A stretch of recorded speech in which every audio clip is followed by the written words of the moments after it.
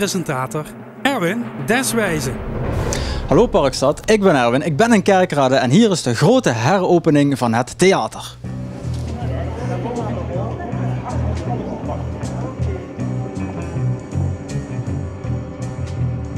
Op donderdag 26 oktober waren we te gast in het Parkstad Limburg Theater in Kerkrade.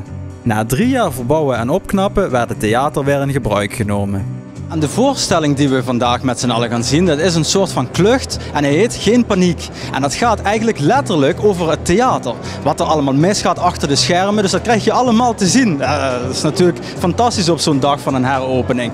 Ben benieuwd.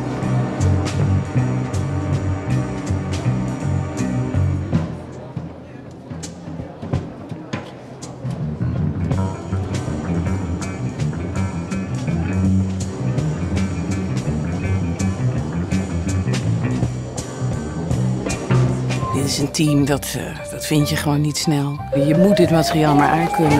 Het is in de regie van Olivier. Ik was gefascineerd en dat vind ik belangrijk. Werken met Olivier is als werken met een wervelwind. Olivier? Er wordt ook weer eigenlijk een spiegel voorgehouden. In de zin van, ben ik dat? Dat had ik niet aanzien komen. Wat? Brandalarm.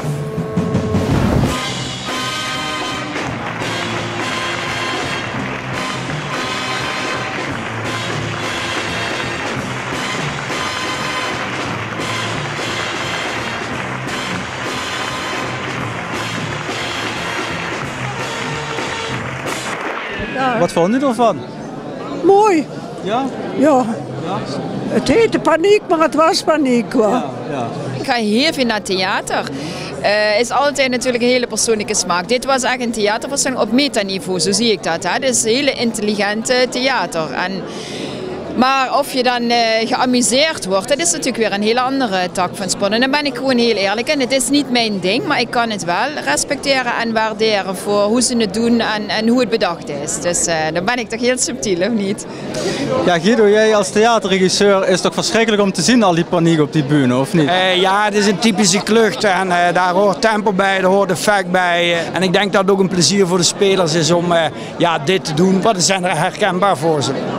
Ja, Tjitske, de hoeveelste keer is het nou dat je het speelt? Volgens mij, ik heb het niet precies geteld, want daar word ik altijd een beetje somber van. Maar volgens mij zitten we zo rond de 78 keer of zo.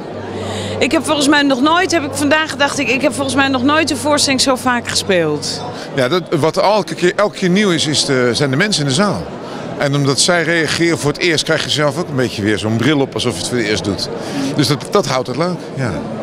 Er zijn ook wel eens avonden als het wat minder gaat of zo, dat je denkt, nou, ik had vanavond wel willen overslaan eigenlijk. Maar over het algemeen blijft het leuk.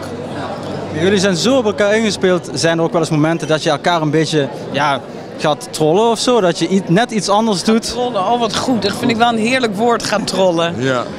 Ja, wij trollen ook wel eens hoor. Een beetje soms. Ja, hoor. Maar je kan je niet zoveel permitteren. Nee. Je kan niet opeens 10 zinnen later opkomen of een minuut eerder. Want dan loopt alles in de soep. Het is zo'n mechaniek.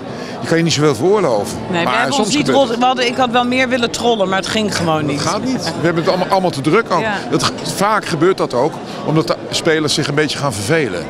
Maar daar hebben we helemaal geen kans voor. Het is zo vol met afspraken.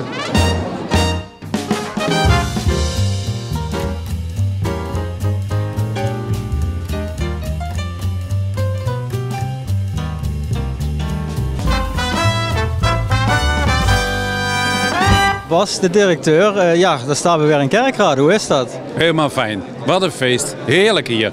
Ja, je voelt het, je ruikt het, de mensen zijn blij. We zijn weer zo blij.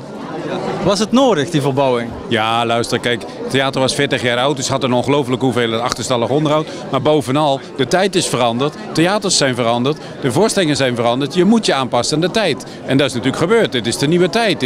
Dit is Kerkrade puur zang.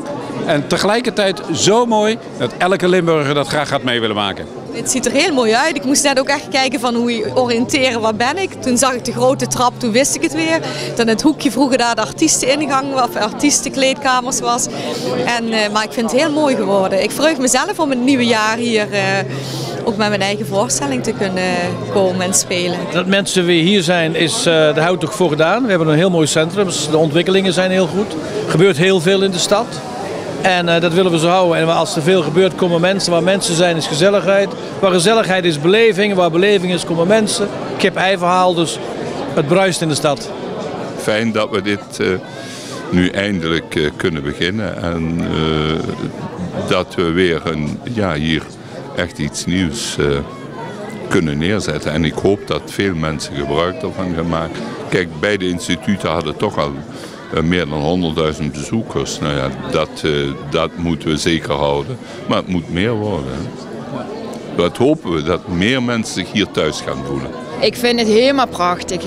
Ik hou daar ook van, van dat industriële. En dan in contrast met hele mooie en subtiele kunstwerken.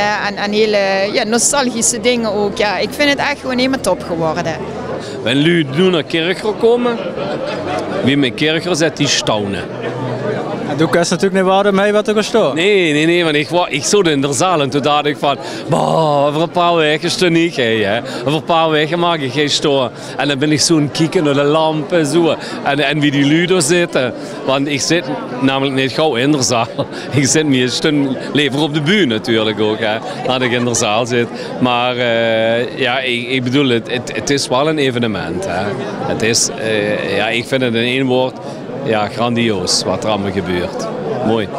Ja, dat was het dan vanuit Kerkrade in het nieuwe theater. Of ja, nieuwe theater, het was er eigenlijk al. Maar je herkent het eigenlijk niet meer terug. Hè? Ja, fantastisch. Ik ga er nog van genieten hier. Tot de volgende keer.